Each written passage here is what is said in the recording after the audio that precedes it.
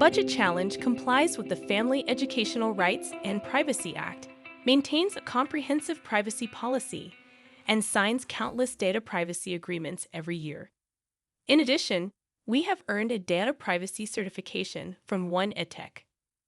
But is this enough to protect student data? We don't think so, which is why we created de-identified registration. We live in a world where data breaches are so common that they barely make the news. And whenever data does get hacked, all those policies, agreements, and certifications do absolutely nothing to protect the victims. De-identified registration protects students better than any other option available because it doesn't require any student data. What makes de-identified registration so amazing is that it allows students to create individual accounts without risking any of their personally identifiable information, even their first and last name. To use de-identified registration, all you need is a little planning. Just decide on a username pattern before registration begins, and then tell your students. That's it. So what is a username pattern?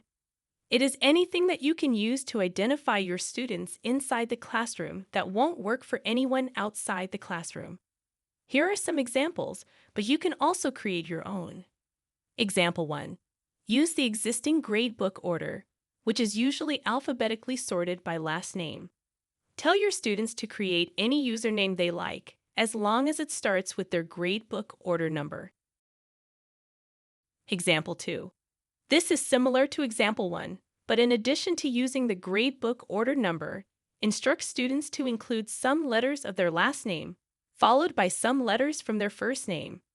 This method is popular with teachers because it provides enough information to recognize students.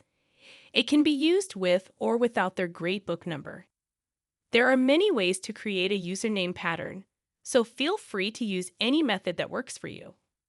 What happens if some of your students didn't use the pattern and you need help to identify student accounts? Go to your class here and print out this username identifier sheet. Pass it around the class and ask your students to put their real name next to the unknown username. You can use this to match the Budget Challenge roster to your gradebook order by using the up and down arrows here. These changes will apply to other reports and views within Budget Challenge. Budget Challenge integrates with single sign-on applications, some of which have rostering functionality. While these systems sometimes allow educational providers access to student data such as last and first name, we never store that data in our system. We understand that creating a username pattern is a little extra work, but it provides students with the best personal data protection.